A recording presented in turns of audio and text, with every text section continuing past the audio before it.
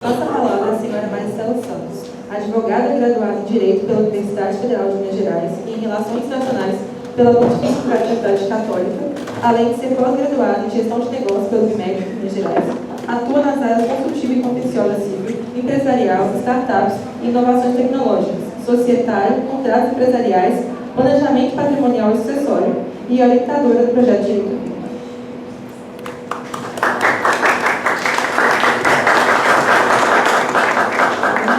Muito obrigada por estarem aqui com a gente hoje.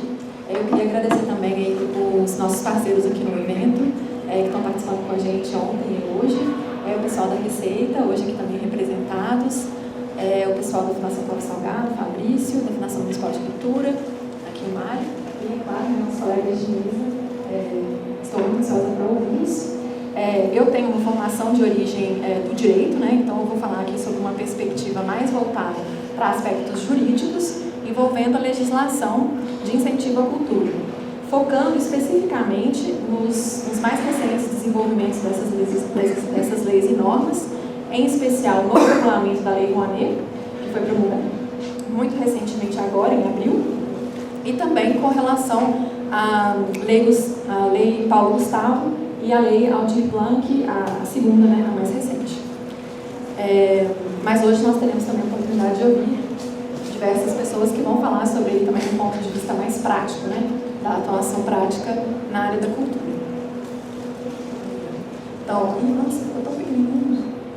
Bom, mas nós vamos fazer primeiro um apanhado de como que iniciou a evolução do direito à cultura aqui no Brasil.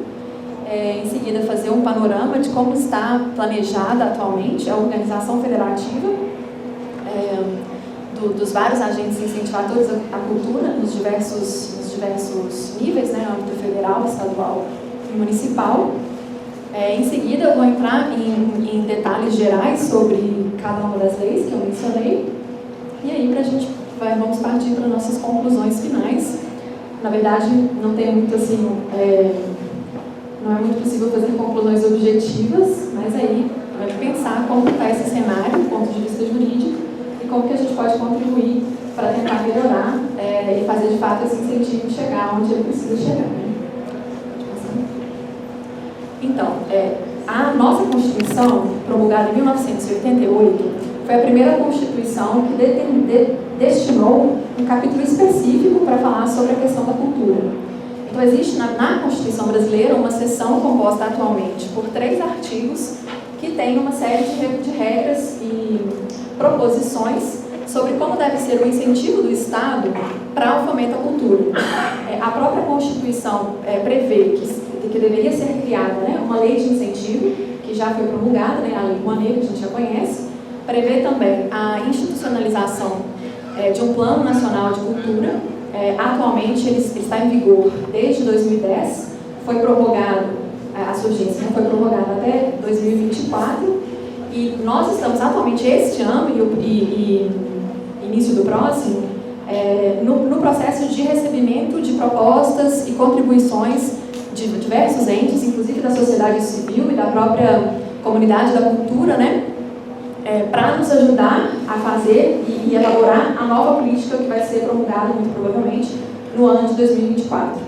Então, já tem aí previsão de conferências nacionais de cultura, também serão realizadas conselhos semelhantes e fóruns nos diversos outros entes federados, com o objetivo de discutir essa nova política estadual, né, de governo. Né? Governo porque é uma política de longo prazo, né? Ela ultrapassa os limites de um mandato específico, né?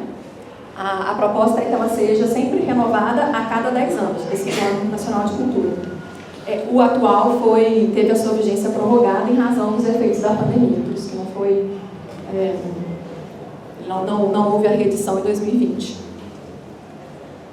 Então, falando agora um pouquinho sobre essa organização federativa, como eu já falei, ela tem como base esse Plano Nacional, que está previsto também na Constituição, e esse plano ele é dividido em diversas metas, na verdade são 53.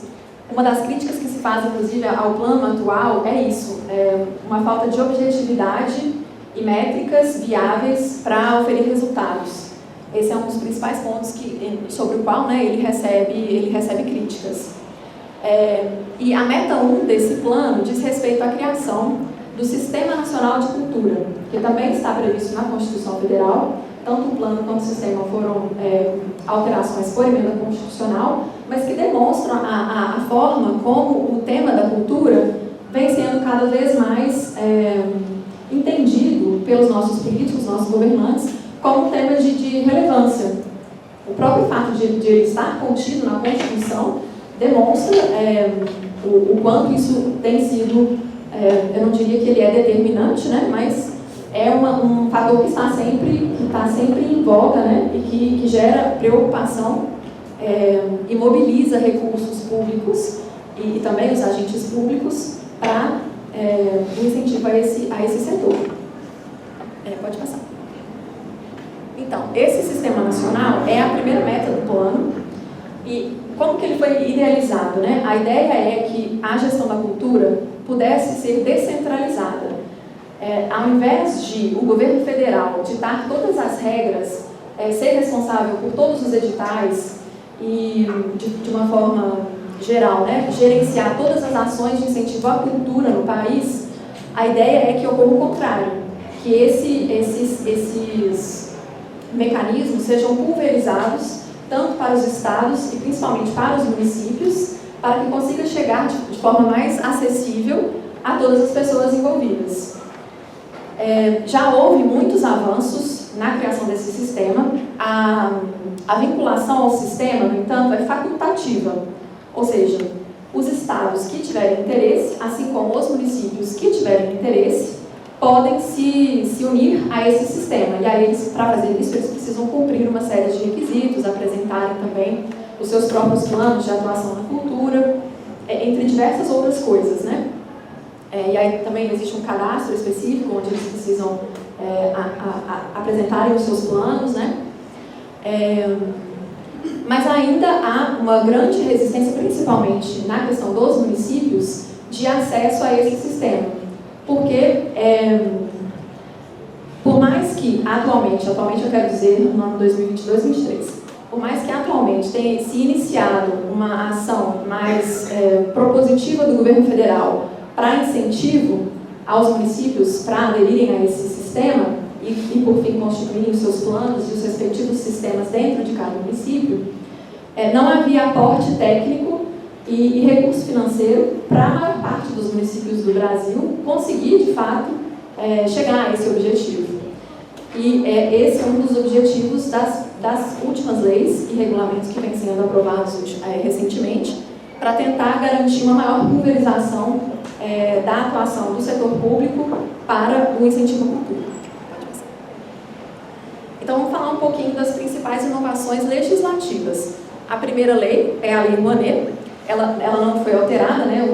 Teve algumas alterações pontuais nos últimos anos, mas o que mudou mesmo, e de maneira bastante relevante, foi o decreto regulamentar dessa lei, assim como a instrução normativa que define, basicamente define o passo a passo, né, de como vai se dar a obtenção desses recursos, a apresentação dos projetos, a aprovação desses projetos, a execução, monitoramento e prestação de contas. Pode passar. Bom, a Lei Rouanet tem como principais meios de fomento à cultura o Programa Nacional de Apoio à Cultura, que é o que a gente está acostumado a ouvir, a falar, né, que é esse programa de incentivo cultural, no qual as pessoas fazem aportes, destinando uma parte do seu imposto de renda para projetos que são apresentados para o Ministério Público. O projeto, quando é aprovado, pode captar os recursos e, se atingir um nível mínimo de recursos, passa à execução do projeto. Então, esse normalmente, quando a gente fala de Lei Rouanet, é o que a gente associa à Lei Rouanet, que é essa forma de incentivo. Mas ela também prevê o Fundo Nacional de Cultura, que é um fundo destinado, atualmente ele é um fundo doador, né, gerador de recursos para diversas políticas do governo federal, e também vai ser responsável por parte dessas transferências para os estados e municípios. Os recursos dele, né, vão ser também utilizados para parte dessas transferências. E também era previsto o FINARTE. A diferença do FINARTE também é um fundo, mas o Fundo Nacional de Cultura e o incentivo envolve a renúncia fiscal, ao passo que o FINARTE seriam para recursos reembolsáveis, como se fosse um empréstimo, né? O governo captaria recursos da sociedade por meio da constituição desse fundo, o FINARTE, e emprestaria esse dinheiro para quem tivesse interesse em realizar projetos, que também provavelmente passariam pelos mesmos procedimentos de aprovação, mas ele nunca saiu do papel, ele ainda não foi regulamentado e atualmente não funciona. Então esses são os 3 mecanismos de incentivo que esta lei permite. E as principais alterações, pode passar, ocorreram justamente nessa parte de incentivo fiscal, de renúncia fiscal tanto para a pessoa física quanto para a pessoa jurídica.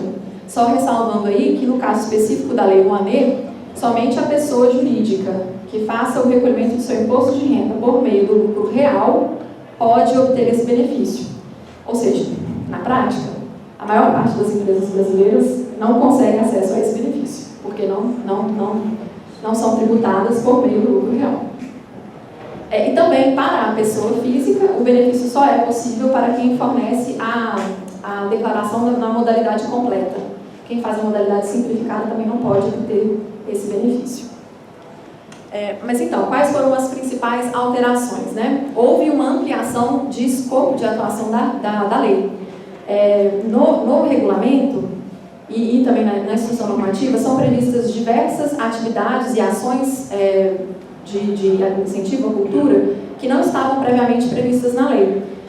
É uma medida utilizada para atualizar, né, os conteúdos, porque a cultura também é algo que evolui, né, e tem uma dinamicidade até, com certeza, muito mais veloz do que o nosso judiciário consegue acompanhar, né, o nosso legislativo. Então, assim, a realidade fática da sociedade vai estar sempre à frente das nossas leis. E então incluíram uma série de novos fatores, como, por exemplo, projetos de artes religiosas também para a cultura afro-brasileira e projetos de cultura urbana, entre outras novidades. Na verdade, houve um alargamento bastante expressivo dos tipos específicos de ações que poderiam ser incentivadas por meio dessa legislação. Além disso, houve uma mudança nos limites globais de valores a serem captados. Atualmente, o limite mínimo passou a ser de R$1 milhão e o máximo de 10 milhões. E aí, quem pode obter qual recurso depende da experiência e tamanho do ente, né? Por exemplo, se é um microempreendedor, o limite para ele vai ser menor do que uma sociedade limitada, por exemplo. Entendendo-se aí, essa na verdade é uma questão ainda criticada, né, pela lei, mas está associando de uma certa forma o tamanho da organização, né, aos recursos que ela poderia receber para gerir os projetos, né? Mas isso ainda existe de fato. E de igual maneira também há uma limitação de número de projetos por proponente.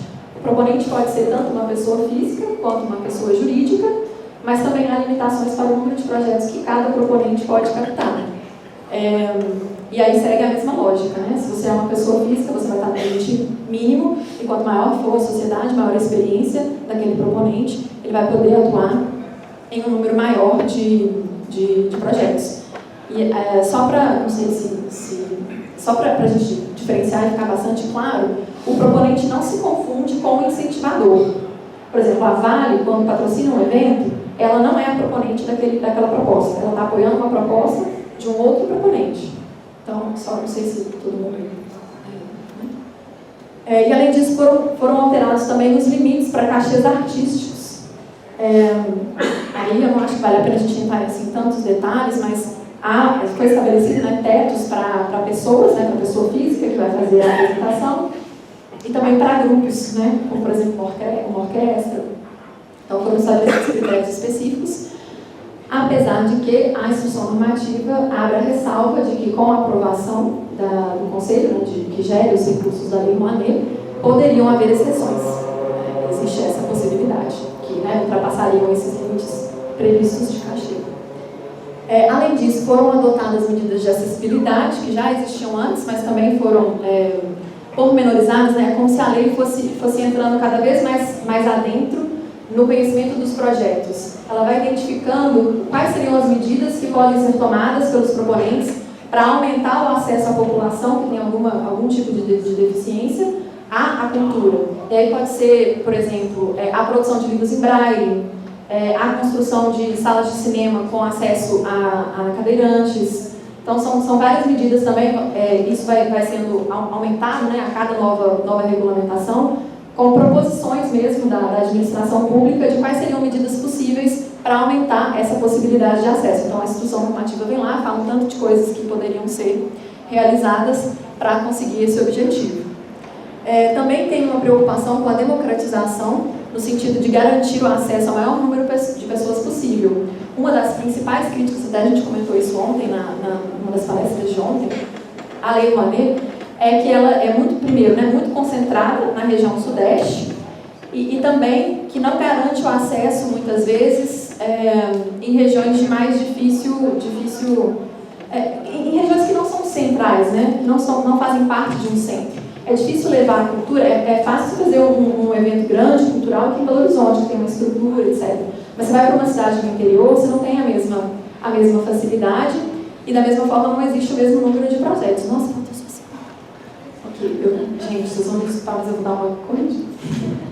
As contrapartidas seriam ações formativas no sentido de incentivar a educação para a formação de agentes culturais, tanto em âmbito público, para a atuação do setor público, né, de incentivo, também para o setor privado. Pode passar. O monitoramento e a prestação de contas sempre foram previstos. Houve mudança, principalmente com relação à prestação de contas, com o estabelecimento de uma prestação diferenciada para projetos de valor até R$200 mil, simplificando a forma de prestação de contas para essas hipóteses. Seria permitido, de acordo com a nova regulamentação, que a prestação de contas se desse em loco, ou seja, o proponente executa o projeto e no momento em que ele está executando o projeto, a administração pública envia um funcionário e esse funcionário faz a avaliação em loco da forma de execução, se foi ou não atingido o objetivo daquele projeto. Então, está vinculado aí na norma que o município só poderia fazer isso, ou o Estado, né, só poderia fazer isso, caso haja mão de obra viável, né, porque ele vai precisar de pessoas, muitas pessoas, para acompanhar cada um desses processos. Se não for possível, se não for viável em razão dessa limitação técnica, aí teria que partir para relatório de resultados e, em casos de maior volume financeiro, acima de 5 milhões, também para a prestação de contas por meio de relatório financeiro. Pode passar. A Lei Paulo Gustavo, ela tem um caráter pontual, porque ela prevê uma dotação orçamentária específica de 3 bilhões, 800 milhões de reais, aproximadamente, para também diversas áreas da cultura. Há uma separação aí, há uma separação aí com relação à destinação desses recursos, porque grande parte desse recurso foi captado por meio das ações do setor audiovisual. Então, como foi o próprio setor audiovisual que captou esses recursos, grande parte dos recursos dessa lei estão sendo destinados para esse setor. Então, sobra para todas as outras áreas da cultura, cerca de 1 milhão, pouco mais de R$1 milhão para as demais áreas. A lei Paulo Gustavo tem um incentivo forte para que os municípios e estados adiram ao sistema nacional. Não é um requisito, mas eles fazem um compromisso de se empenharem para fazerem essa adesão, né? Permite que os municípios atuem por meio de consórcio público, que pode ser muito importante, porque é muito provável que tenha município que não tenha mão de obra suficiente, não tenha capacidade técnica para apresentar o plano de ação para ser inserido, né, no sistema nacional. E se eles não conseguirem fazer esses compromissos, eles ficariam de fora do rateio desses recursos. Então, o consórcio é uma medida que pode viabilizar, sim, a participação de municípios, principalmente dos menores. Pode passar? Eu vou focar aqui em coisas mais... eu falei, né, já da distribuição dos recursos, e a prestação de contas aqui ocorre, principalmente, num primeiro momento, por parte do ente federado. Porque como que funciona a distribuição desses 3 milhões, 3,8 milhões de reais? Os municípios e estados cadastrados vão poder receber até um limite que já foi definido pelo governo, com base em outras regras de distribuição de renda que o governo tem com relação aos entes. Então, já tem aí um teto máximo de valor que vai ser distribuído para audiovisual em cada estado e cada município. e também o máximo de valor que vai ser distribuído para cada município, também nessas duas categorias. E aí cabe ao município apresentar os seus planos de ação, se forem aprovados, receber esses recursos na medida em que também eles tiverem, por parte da população localizada nesses locais, a proposta, a propositura de projetos que sejam aprovados para executar o orçamento. Então, nesse sentido, essa lei, na verdade, segue o modelo de uma lei anterior, que é a Lei Aldir Blanc, a primeira, que também previa essa modalidade de capitalização, né, dos recursos, mas tem justamente esse objetivo, de garantir que o dinheiro consiga chegar de uma forma mais bem distribuída para municípios menores. Mas até hoje, na verdade, a lei do Paulo Gustavo, a gente não tem resultados, mas na Lei Aldir Blanc, a primeira, houve uma adesão significativa, sim, de municípios, mas foi aí por volta de 70%. Ainda ficou bastante gente de fora e nas regiões menos favorecidas do Brasil. Pode passar? Aqui a previsão não vai dar para ler, eu não consigo enxergar. Eu lembro assim, que é mais ou menos 180 milhões ao todo, nas duas áreas, audiovisual e demais, para o estado de Minas Gerais. É um pouco mais de 180 milhões. Pode passar? E para Belo Horizonte, eu não lembro de cabeça, eu acho que é uns 28. Dá para você ver aí? 19. Isso. Ali está o site, isso vocês conseguem achar muito facilmente no site do Ministério da Cultura, essa tabelinha, tá? Pode passar. A Lei Aldir Blanc, então. A Lei Aldir Blanc, ela institui um novo programa de incentivo à cultura, que é o programa Aldir Blanc. Ele prevê a destinação de 3 bilhões de reais neste ano e nos próximos 4.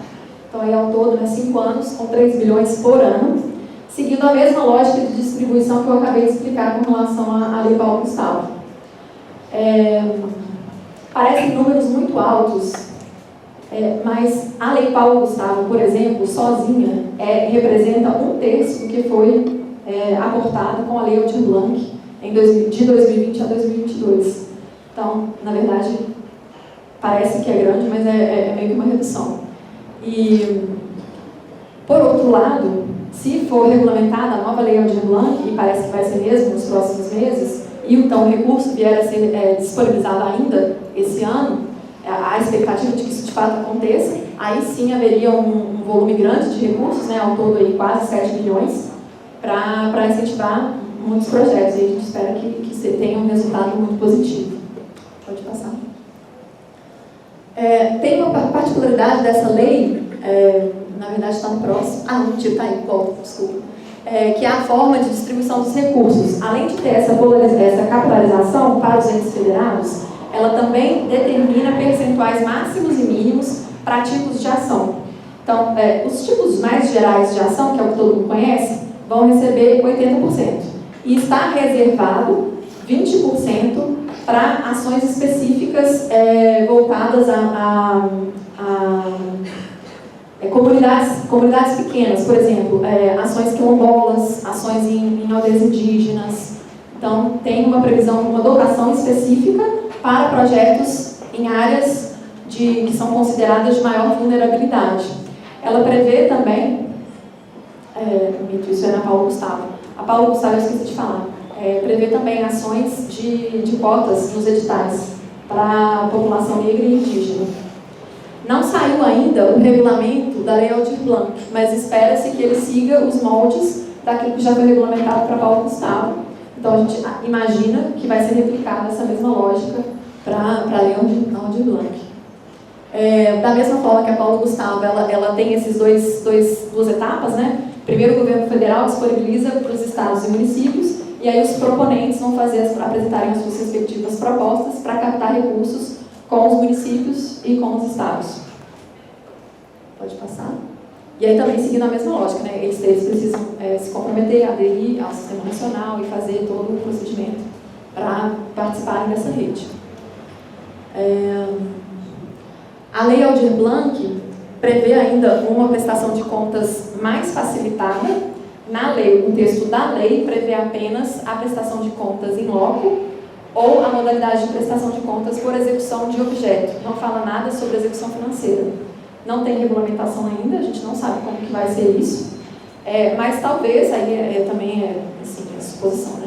Mas pode ser que essa mudança seja em razão da nova plataforma que o governo está construindo para a distribuição desses recursos, que, em tese, permitiria que os recursos fossem monitorados automaticamente. O governo vai ter acesso às contas que vão receber os valores destinados aos projetos, e ele consegue ver tudo que está sendo movimentado, e o proponente tem que ir alimentando o sistema com as notas fiscais, recibos, etc.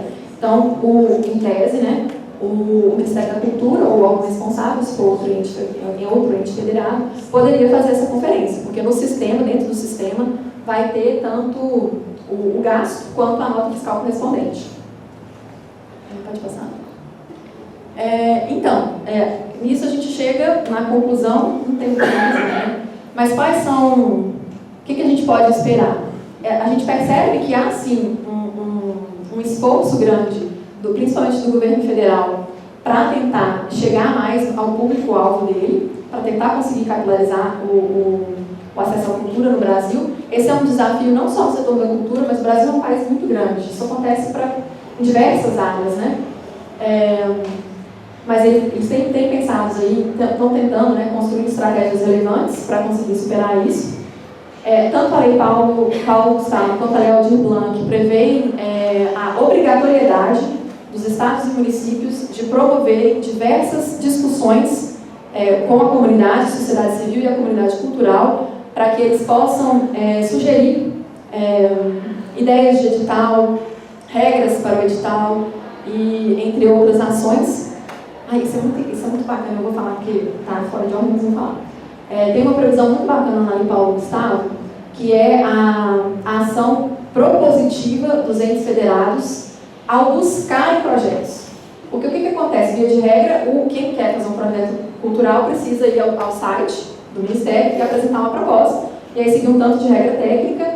Muitas pessoas, na realidade, essa não é a realidade prática de muitas pessoas, teriam dificuldade de fazer isso. Mas a lei prevê que o município deve agir proativamente, indo a essas regiões de maior vulnerabilidade, por exemplo, uma comunidade indígena, uma comunidade quilombola, e ele mesmo redigir a proposta, conversando com aquelas pessoas, para apresentar então a proposta para o recebimento dos recursos. Isso eu achei muito bacana, acho que, se for bem implementado, pode sim gerar resultados significativos. Mas só que aí a gente tem duas leis diferentes, mais a Lei Rouanet, prevendo diversos editais em todos os níveis federados, e a gente não sabe como que isso vai funcionar na prática. A gente não sabe se vai ter mão de obra disponível, tanto no setor público, para avaliar tudo, quanto do próprio setor cultural, né, para conseguir aproveitar bem todas essas oportunidades. E aí é isso. Despeguei os